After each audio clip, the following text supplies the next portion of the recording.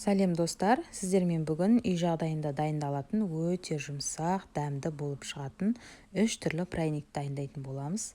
Пряниктің негізгі құрамы бұл аммоний болып табылады.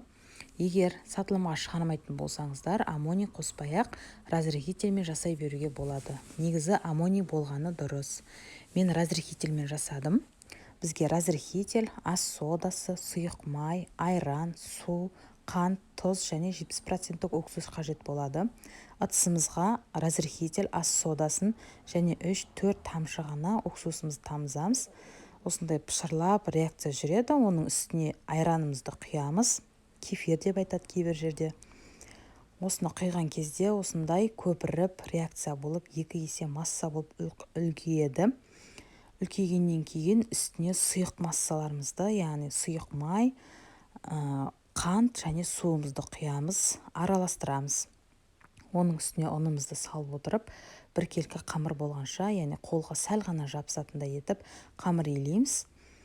Және менде шоколадты пряник шығатын болғандықтан оған какао қосып, дәл осы рецептпен қолға жабысатындай ғана қамыр илейміз. Одан кейін кішкене ұн сеуіп, қамырымызды жаямыз. Мен қамырдың жарты бөлігін алдым, оған вареный сгущенка қосып жасайтын боламын. Және бұның қалыңдығы 3 сантиметрдей болу керек. Одан кейін домалақ формамызбен пряниктің формасын кесіп аламыз. Мейлінше астатық қалдырмай жасауға тырысыңыздар. Астаттан қалған қамырды жайып домелек пішінді кескенде, ол тез жиырылып, өзінің пішінін сақтамайды. Осылай кесіп алғаннан кейін пергаментімізге төсеп, 180 градуста қызып тұрған пешімізге салып пісіретін боламыз. Өздеріңіз қарап тұрасыздар, қызарып пісетін болады, көтеріледі және. Одан кейін дәл сондай ғып, бірақ қалыңдығын 1 сантиметр етіп жаямыз. Оның ішіне вареный сгущенка саламыз. Жайып болғаннан кейін формаға кесіп алып, вареный сгущенкамызды осындай ғып саламыз. Салып болғаннан кейін біріктіріп, бір-біріне жабыстыратын боламыз. Бір-біріне жабыстырған кезде ашылып кетпейтіндей етіп қатты қып жабыстырыңыздар. Өйткені пешке салғанда бұл көтеріледі. Сол кезде ашылып, ішіндегі начинкамыз ағып кетуі мүмкін. Бұларды дайындап болғаннан кейін біздің бірінші пергамент қағазға төсеп, бұны да қызып тұрған пешімізге саламыз. Ол кезде біздің бірінші салған пряниктеріміз дайын болып тұрады. Келесі бізде бұл шоколадты пряниктер. Бұны да 3 сантиметр қалыңдықта жаямыз. Жайып болғаннан кейін домалақ формамен кесеміз. Кесіп, бұны да 180 градуста қызып тұрған пешімізге салып пісіріп алатын боламыз.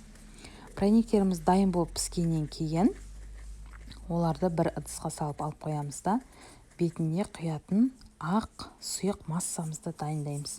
Ол үшін орташа отта осындай темір ыдысқа суымызды құямыз, қантымызды саламыз. Екеуін қант ерігенше әбден араластырамыз.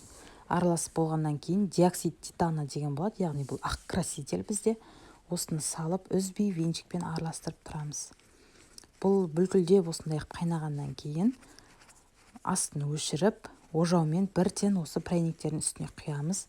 Менде видеода түспей қалыпты. Осындай темір ыдысқа осылай бөліп құйып саламыз да, бетін пищевой пленкамен жауып, бір күнге қалдырамыз. Сол кезде пряниктерге құйған массамыз сіңіп, бетінде ақ глазур пайда болады.